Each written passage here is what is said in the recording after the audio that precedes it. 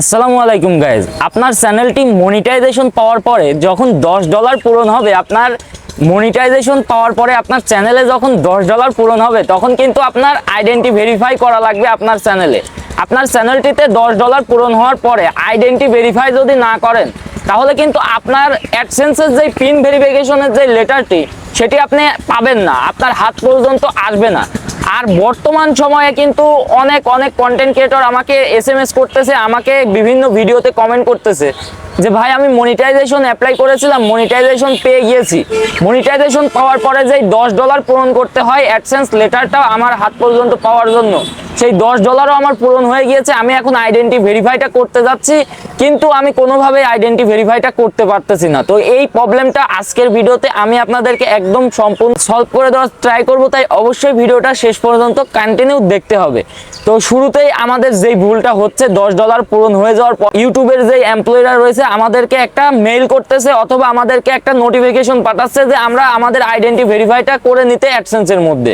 তো identity verify $10 পূরণ হয়ে যাওয়ার পরে আমরা আইডেন্টি ভেরিফাই যখন করতে যাচ্ছি, আমাদের ভোটার আইডি কার্ডের যেই ফ্রন্ট সাইড এবং ব্যাক অফ সাইড এই দুইটা যখন আমরা দিতে যাচ্ছি আমাদের আইডেন্টি ভেরিফাইটা নিচ্ছে না বা আপলোড হচ্ছে না।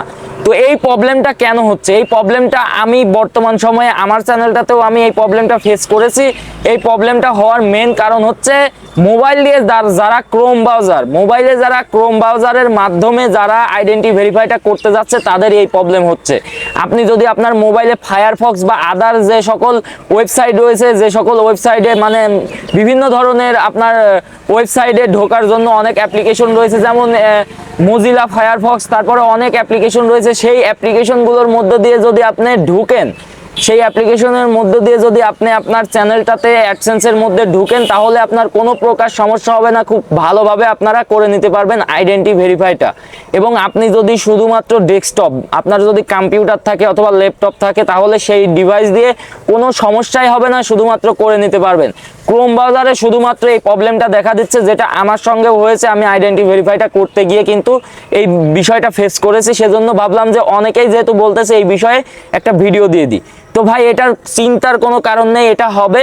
আপনারা শুধু ক্রোম ব্রাউজার বাদে মজিলা ফায়ারফক্স বিভিন্ন ব্রাউজার রয়েছে, সেই ব্রাউজারের মাধ্যমে আপনারা ঢুকে আপনারা আইডেন্টি ভেরিফাইটা করে নিন, কোনো ঝামেলা নাই ভাই। আপনার ক্রোম ব্রাউজারে যেরকম ঢুকেন সেম ভাবে আপনারা ঢুকে কাজ করে নিতে পারবেন অন্যান্য ব্রাউজার দিয়ে, শুধুমাত্র ডেস্কটপ সাইটটা অন করে নিয়ে। তো ভিডিওটি যদি একটু ইনফরমেশনাল ভিডিও হয়ে থাকে একটা লাইক দিবেন, চ্যানেলে নতুন হলে এই ছোট্ট পরিবারের সদস্য হয়ে যাবেন। যে কোনো ইনফরমেশনাল ভিডিও পেতে, ইউটিউবের যে কোনো ভিডিও পেতে অবশ্যই চ্যানেলটি সাবস্ক্রাইব করে পাশেই থাকবেন। ভালো থাকবেন, সুস্থ থাকবেন, দেখা হচ্ছে নেক্সট ভিডিওতে। আল্লাহ হাফেজ।